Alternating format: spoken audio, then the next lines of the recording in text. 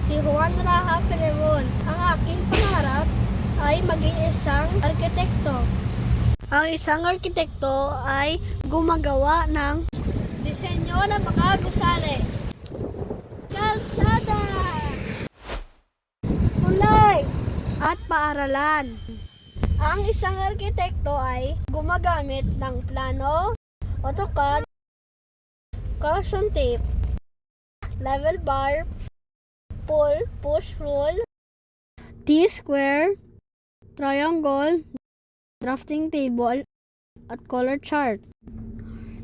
Dito sa Pilipinas, ang United Architects of the Philippines, ang grupo ng mga Pilipinong arkitekto ay nag-aangat ng probisyon ng arkitektura.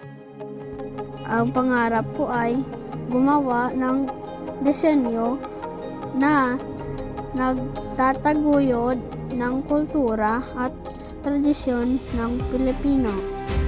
Para sa bata, para sa bayan.